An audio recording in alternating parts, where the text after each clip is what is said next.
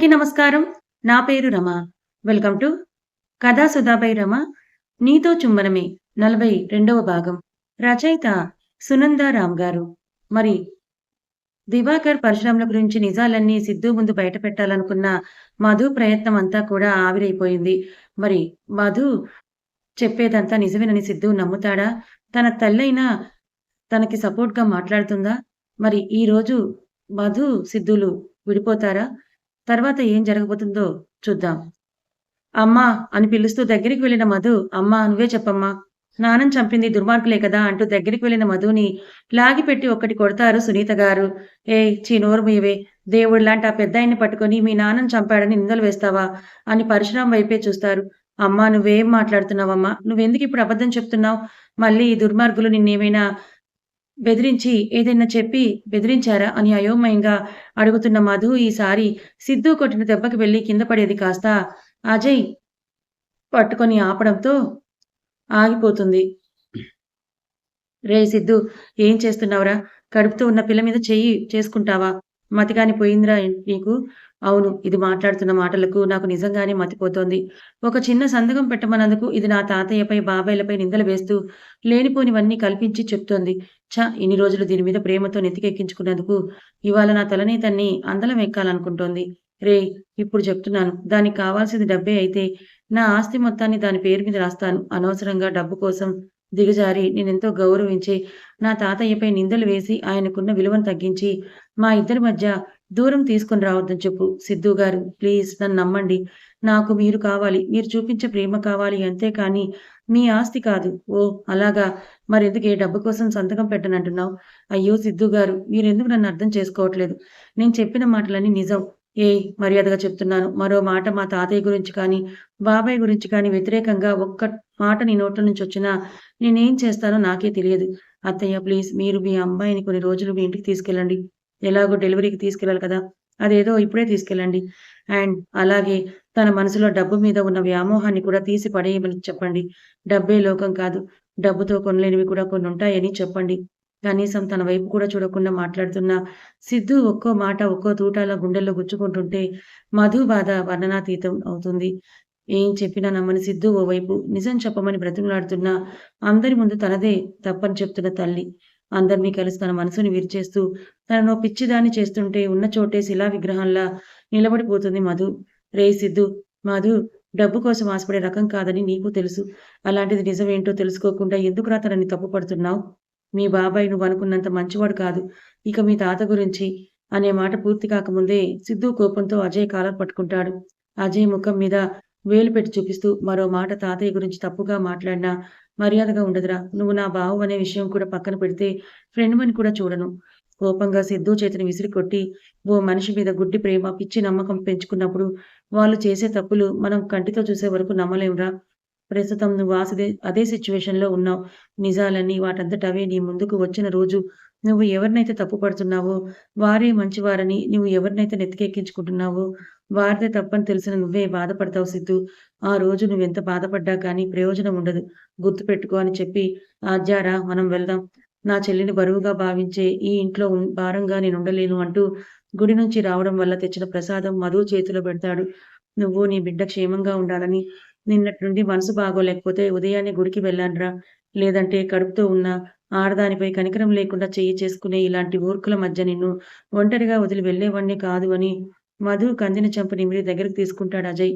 ఇంతలో ఆజ్య రావడంతో జాగ్రత్త తల్లి అని తల నిమిరి వెళ్ళిపోతున్న అజయ్ చేయి పట్టి ఆపి అన్నయ్య నేను కూడా మీతో పాటుగా రావచ్చా అని కన్నీళ్లతో అడుగుతున్న మధుని చూసి కన్నీరు పెట్టుకుంటూ చెల్లి ఈ అన్నకి ఎప్పుడు భారం కాదురా. ఓ అన్నలా నీకెప్పుడు తోడుగా ఉంటాడు. ఈ అన్నయ్య ఒకే తల్లి కడుపున పుట్టకపోతే ఏమైంది? మనది రక్త సంబంధం కాకున్నా మనసులు కలిపిన అన్నా చెల్లెల బంధం అని మధు చేయి పట్టుకుని బయటికి నడిపిస్తాడు అజయ్. గడప వరకు వెళ్ళిన మధు ఒక్కసారిగా తలెత్తి బాధగా సిద్ధు వైపు చూస్తుంది చివరిగా. తనని ఆపడం కాదు కదా! కనీసం తన వైపు కన్నెత్తైనా చూడని సిద్ధు తీరుకి మధు మనసు బాధతో రోదిస్తుంటే, ఇంతేనా నన్ను మీరు ఇన్ని రోజుల్లో అర్థం చేసుకుంది సిద్ధూ గారు అని కన్నీళ్లతో మౌనంగా ప్రశ్నిస్తుంటే, ఆ ప్రశ్నలన్నీ సిద్ధు మనసుకు చేరారేమో. లేవు మధు. నువ్విది కాదని నాకు తెలుసు. మరి ఎందుకే ఇంత మొండిగా ప్రవర్తిస్తూ నాకు కోపం తెప్పించి ఇంతవరకు తెచ్చుకున్నావని కళ్ళు మూసుకొని బాధని, కోపాన్ని పిడికిట్లో బంధిస్తాడు భారంగా. ఓవైపు అత్తగారిని గదిలో పెట్టి లాక్ చేయడం వల్ల సురేఖ గారు బయటికి రాలేక, మధుని అందరూ కలిసి ఏం చేస్తున్నారు, ఎంతగా బాధపడుతున్నారో అర్థం కాక గదిలోనే గుక్కపట్టి ఏడుస్తూ తలుపులు తీయమని అత్తగారిని బతిమలాడుతూ ఉంటే మొండిగా కింద జరిగేది చూస్తూ గది బయటే కాపలా కూర్చుంటుంది త్రిపుర. ఏదో కడుపుతో ఉన్న పిల్ల వంశోద్ధారకుడినివ్వబోతుంది కదా అని అందరం కలిసి దాన్ని నెత్తికెక్కించుకుంటే అందరి మీద పెత్తనం చేసి ఆడించాలని చూస్తోంది. పోతే పోయింది దరిద్రం. నా మనవరాలినిచ్చి పెళ్లి చేస్తే సంవత్సరం తిరిగేలోగా ఇంట్లోకి మరో వారసుడొస్తాడు. ఇది పోతే దేశం ఏమన్నా గొడ్డుపోయిందా అని త్రిపుర మూతి తిప్పుతూ ప్రియాతో సిద్ధూ పెళ్లి చేయాలని అప్పట్నుంచే బుద్ధికి పనిచెప్పి ఎలా అయినా సిద్ధూ మనసు మార్చి ప్రియాతో పెళ్లి చేయాలని, ప్రియాకి పుట్టేవాడే వారసుడు కావాలని ఆలోచనలో పడుతుంది ముసలి నక్క. మరోవైపు ప్రియ కైలాసం జరిగేదంతా చూస్తూ కళ్ళల్లో దీపాలు వెలిగించుకుంటుంటే ప్రియ ఇకపై సిద్ధూకి ఖచ్చితంగా తనకి సొంతమవుతాడని, దీన్ని అవకాశంగా తీసుకొని సిద్ధూని లొంగ తీసుకోవాలని ట్రై చేస్తుంటే కైలాష్ మాత్రం కన్నింగా నవ్వుతూ మధు వైపు చూస్తూ కన్నింగ్ ఆలోచనలు చేస్తుంటాడు. ఎలా దీన్ని అవకాశంగా తీసుకొని ఇటు సిద్ధుని అల్లుడుగా చేసుకొని మరోవైపు మధు వాళ్ళతో మంచి నటిస్తూ వాళ్ళకి దగ్గర కావాలా అని ప్లాన్స్ వేస్తుంటాడు.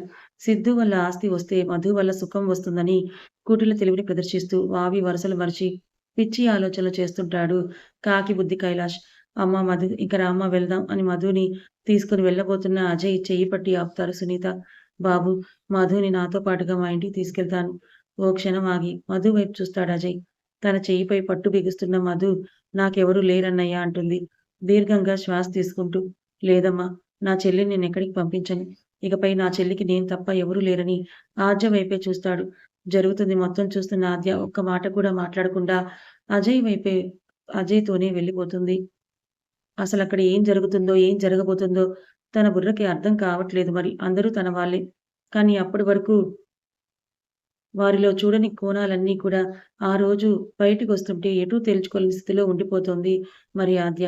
కానీ తనకొకటి మాత్రం అర్థమైంది. మధుని అందరూ కలిసి తప్పుపడుతూ తనపై లేనిపోని నిందలు వేసి అపార్థం చేసుకుంటున్నారని. ఎప్పుడూ లేని విధంగా మధు అంటే పిచ్చి ప్రేమ ఉన్న సిద్ధు కూడా ఆ వేళ మధుకి వ్యతిరేకంగా మాట్లాడడం తనకి నచ్చలేదు. అజయ్ మీద కోపడడం అంతకంటే నచ్చలేదు. అందుకే భర్తతో కలిసి వెళ్ళాలని, వదినకి అండగా ఉండాలని నిర్ణయించుకుంది. మనోహర్ గారికి కూడా అక్కడే జరుగుతుంది నచ్చకపోయినా తండ్రి మీద గౌరవం, కొడుకు మీద నమ్మకం ఉండడంతో వాళ్ళేం చేసినా కరెక్ట్‌గానే చేస్తారని అనుకుని వెళ్ళిపోతారు కానీ, అందరూ కలిసి మధుని వెలివేస్తారనుకోలేదు. చివరికి అందరూ ఎవరి ఆలోచనలో, ఎవరి ఊహల్లో వాళ్ళుండగానే మజు అయ్ అజయ్ చెయ్యి పట్టుకుని గడప దాటుతుండగా ప్రియా తండ్రి అన్న మాటలు విని ఆశ్చర్యపోతుంది. చివరికి ఈ పిల్ల సొంత అన్నతో కలిసి ఇల్లు దాటిపోతుంది అంటున్న ఆయన మాటలకి సొంత అన్ననా? అని అంటూ ఆశ్చర్యపోతుంది ప్రియ. మీలో ఎవరికైనా పాస్ట్ గుర్తుంటే మీకు ఇక్కడ అసలు అజయ్ మధుకి అన్న ఎలా అయ్యాడో తెలుస్తుంది. సొంత అన్న అని ప్రియ నోటిపై చెయ్యి అడ్డుపెట్టిన కైలాష్ ఉష్ మెల్లిగా మాట్లాడు అని అంటాడు చుట్టూ చూస్తూ. కైలాష్ చేతిని విసిరికొట్టి మధుకి సొంత అన్న కూడా ఉన్నాడా? ఉంటే తనకి తెలియకపోవడం ఏంటి? ఆశ్చర్యం, అయోమయం కలగలి పడుకుతుంది ప్రియ. అదంతా పెద్ద కథలే అని అప్పటికే కూతుర్ని వారించాలని చూస్తాడు. ప్రియా చెప్పాల్సిందే అని పట్టుపట్టడంతో తనని టెర్రస్ పైకి తీసుకెళ్లి విషయం చెప్పడం మొదలు పెడతాడు కైలాష్. మధు తండ్రి ప్రభాకర్, దివాకర్ చిన్నప్పటి నుంచి కలిసి చదువుకోవడంతో, పైగా ఒకే ఊరు కావడంతో ఇద్దరికీ మంచి స్నేహం ఉండేది. ఇద్దరూ పేరుకి స్నేహితులే అయినా ఇద్దరి బుద్ధులు వేరు.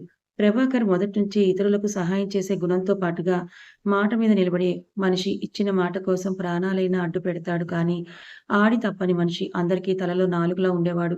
పైగా ఆ ఊర్లో అందరికంటే బాగా చదువుకున్నవాడు అవ్వడంతో ఏదైనా వ్యాపార లావాదేవీలకు కానీ, వ్యాపారం మొదలు పెట్టాలి అనుకున్నప్పుడు ఊర్లో అందరూ ప్రభాకర్‌నే సలహా అడిగేవారు.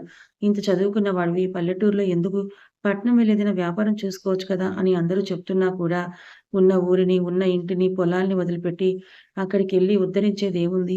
ఉన్న దాంట్లోనే తిని సొంత ఊరికి ఏదైనా చెయ్యాలని చెప్పేవారు. కానీ దివాకర్ మొదట్నుంచి కుటిల బుద్ధి కలవాడు. స్వలాభం కోసం ఎంత దూరమైనా వెళ్తాడు. ఏదైనా చేస్తాడు. ఆ ఊర్లో ఉన్న అందరికీ దివాకర్‌ని చూస్తేనే ముఖం తిప్పుకొని పోయేంత కోపం ఉండేది అతనంటే. ప్రతి ఒక్కరిని మర్యాద లేకుండా మాట్లాడడం, వాళ్ళింట్లో ఆడపిల్లల్ని అతనికున్న డబ్బు ఆశ చూపించి ప్రేమించానని చెప్పి లొంగదీసుకోవడం, చివరికి కడుపు చేసి వదిలేయడం, ఎదురు తిరిగిన వారిని మూడో కంటికి తెలియకుండా చంపేయడం. దాన్ని తండ్రి అతని డబ్బు బలం చూపించి బయటకు రానివ్వడం పరిపాటిగా ఉండేది. దివాకర్ ఎలాంటి వాడైనా ప్రభాకర్ విషయంలో మాత్రం జెన్యూన్‌గానే ఉండేవాడు. ప్రభాకర్ కూడా దివాకర్‌కి, అతనికి ఆస్తి, అంతస్తులో, హోదాలో తేడా ఉందని అతని హద్దుల్లో అతనుండేవాడు. దివాకర్ గురించి, అతను చేస్తున్న పనుల గురించి ప్రభాకర్‌కి ఏమాత్రం తెలియకుండా జాగ్రత్త పడేవాడు దివాకర్. స్నేహం చెడుతుందనే భయంతో. వీళ్ళిద్దరూ స్నేహితులు కావడం వల్ల దివాకర్ ఇంటికి ప్రభాకర్ స్నేహితులు బలవంతం మీద అడపాదడపా వచ్చిపోతుండేవాడే కానీ, అతన్ని ఇంటికి పిలిచేవాడే కాదు. ఇదిలా సాగుతుంటే పరశురాం కొత్తగా ఆ ఊర్లో ఓ స్టీల్ ఫ్యాక్టరీ పెట్టాలనుకుంటాడు. కొడుకు దివాకర్ పని పాట లేకుండా గాలికి తిరుగుతూ ఉండడంతో, కొడుకుని దారిలోకి తీసుకురావాలని జ్ఞానోదయం కలగడంతో, దానికి తగిన డబ్బైతే ఉంది కానీ, దాన్ని ఏ విధంగా ముందుకు తీసుకెళ్లాలో అర్థం కాకపోవడంతో, దివాకర్‌తో చెప్పి ప్రభాకర్ సలహా తీసుకోమంటాడు.